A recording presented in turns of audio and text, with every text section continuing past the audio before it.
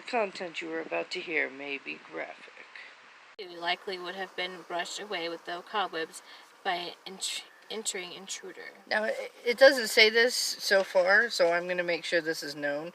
That window was broken from the inside, not the outside, the inside. Pictures of the crime scene show that the glass that was found was on the outside of the windowsill, not the inside of the windowsill. So, and there was no glass on the floor or on the or anywhere on the inside. Huh? Or do you want me to go now? Because you spoke. Oh, I don't care. They did not find the Ramseys cooperative in helping them solve the death of their daughter. The Ramseys had said that their reluctance was due to their fear that there would not be a full investigation for intruders and that they would be hastily selected as the key suspects in the case, according to the Daily Camera. You not participating made you that way. One theory is that Patsy struck Jonbenet in a fit of rage after a bedwetting episode and strangled her to cover up what had happened, after mistakenly thinking she was already dead. Alright guys, but Patsy did not have a known history of uncontrolled anger. Jonbenet's brother later said, "We didn't get spanked, nothing of the sort, nothing close, nothing near laying a finger on us, let alone killing your child." Burke, who was 9 years old at the time of Jonbenet's death, was interviewed by investigators at least 3 times.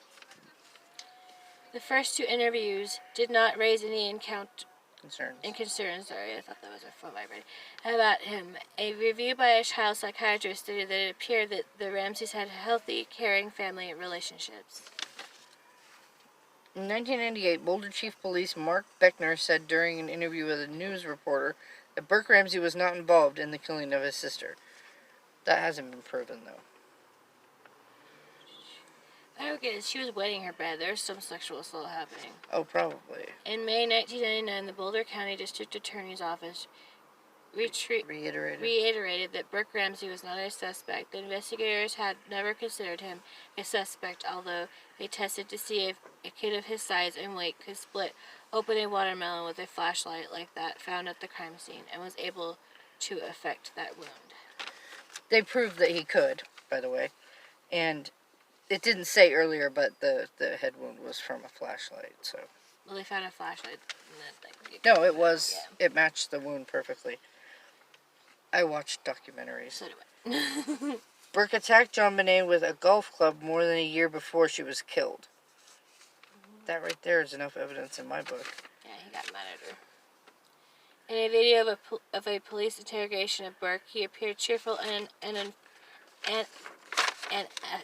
unaffected and flailed an invisible weapon around to show how she may have been killed. Oh yeah, he came up with his own theories on how she died. In the interview. Dumbass. Oh, they might have hit her in the head. The program also alleged Burke had scatological issues, often spreading feces around the house, including in Jonbenet's bedroom. Video stopped. Alright, intruder theory. The unidentified boot mark left in the basement room where Jonbenet's body was found. I can read it if you want. The police routinely ignored leads to any suspects outside of the family. I read a lot earlier. Go ahead. I'm just rolling down this one. Early suspects included neighbor Bill McReynolds, who played Santa Claus, former family housekeeper Linda Hoffman Pogue, and a man named Michael Helgoth, who died in an apparent suicide shortly after Jonbenet's death. The Santa Claus was kind of creepy, though. He wanted part of her ashes to be mixed with his ashes and some weird-ass shit. Hundreds of DNA tests were performed to find a match to the DNA recovered during her autopsy. Smith assessed the evidence and concluded that an intruder had committed the crime. On the night Jonbenet was killed, there had been 2 windows that were left slightly open to allow for electrical cords for the outside Christmas lights to pass through, a broken basement window, and 1 unlocked door. Smith's theory was that someone entered the Ramsey home through the broken basement window. This had been criticized because there was an intact cobweb in the basement window, and it was broken from the inside. The steel grate that covered the window also had undisturbed cobwebs, and the foliage around the grate had been undisturbed. And I'm sorry, there were no footprints in the snow around the house at all. None. None. There were also cobwebs in the tracks of various windows, and dust and debris were on some sills. If somebody had come in, that dust would have been disturbed. Here's a Mandela effect for you. I now say there was no snow on the outside of the house. Bullshit! Smith believed that the intruders subdued Jonbenet using a stun gun and took her down to the basement. Jonbenet was killed and a ransom note was left. Smith's theory was supported by former FBI agent John E. Douglas, who had been hired by the Ramsey family. Believing that the Ramseys were innocent, Smith resigned from the investigation on December 20th, 1998, 5 days after the grand jury was convened against the Ramseys. While no longer an official investigator on the case, Smith continued to work on it until his death in 2010. Where was I, you guys? Stephen Singler, author of the book Presumed Guilty, an investigation into the Jonbenet Ramsey case, the media and the culture of pornography, 2006. Pornography, whatever. 2016 refers to the consultations with the cybercrime specialists who believe that Jonbenet, due to her beauty pageant experience, could have attracted the attention of child pornographers and pedophiles. It was determined that there had been more than 100 burglaries in the Ramseys neighborhood in the months before Jonbenet's murder. There were 38 registered sex offenders living within 2 miles or 3 kilometers radius of the Ramseys' home. Of course, if you guys look on the sex offender website and put in your location, there's so many that you don't know they're in jail. Oh, yeah. In 2001, former Boulder County prosecutor Trip DeMuth and Boulder County Sheriff's Detective Steve Ainsworth stated that there should be a more aggressive investigation of the intruder theory. I still don't think there was an intruder. One of the individuals who Smith identified as a suspect was Gary Howard Oliva, who was arrested for 2 counts of attempted sexual exploitation of a child and 1 count of sexual exploitation of a child. Charges in June 2016, according to Boulder Daily Camera. Oliva, a registered sex offender, was publicly identified as a suspect in an October 2002 episode of 48 Hours Investigates.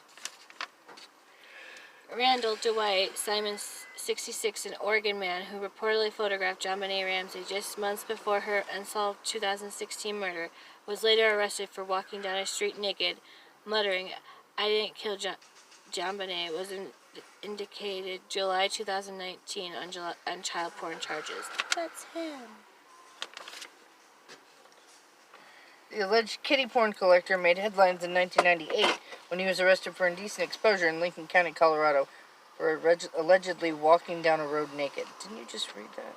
Yes. No, because it was up here and then it was down here. Simons, who was never declared a suspect, had also drawn attention to himself in 1997 when he sold a portfolio of glamour shots that he took of Jonbenet to a photo agency for over $7,000. The Shutterbug claimed that he was only trying to bring more attention to the case. September 2016, Burke does an interesting interview with Dr. Phil. You guys can watch that interview on YouTube. Burke was relatively straightforward in his interview with Dr. Phil. His demeanor rubbed audiences the wrong way. Even during the interview, most heartbreaking moments, Burke couldn't stop grinning. Dr. Phil said Burke's strange demeanor may not be that unusual, noting that Patsy reacted similarly shortly after Jonbenet's murder. Yeah, if you watch the interviews she did, I don't remember who it was with, but there was an interview they did with the parents on some talk show.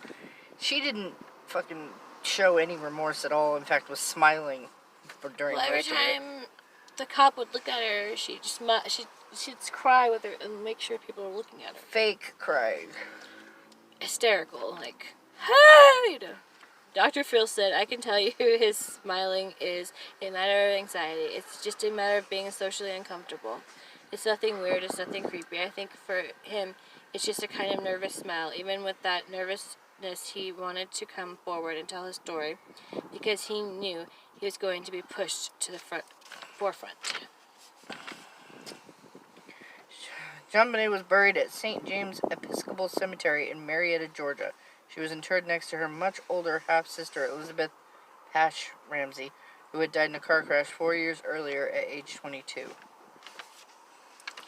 Also, some people are, I didn't put this on here, but some people think that there was like a pedophile ring going on between the pageant girls and Ramses and everybody else. Like they were just like passing those girls around and nastiness was happening. I don't know. Either way, I think her parents were involved, and I think the brother did something. Because in an interview he had said that he was awake and made himself and his sister pineapple with milk in it. Mm-hmm. So they could eat it, and then went back to bed and she was still downstairs. Mm-hmm. So. I mean, there's also, like, they were doing a showing of the house earlier, so, I mean, somebody could have gotten in there and not left, but, I don't know. So, what do you guys think? Like and subscribe. What type of video should we do next?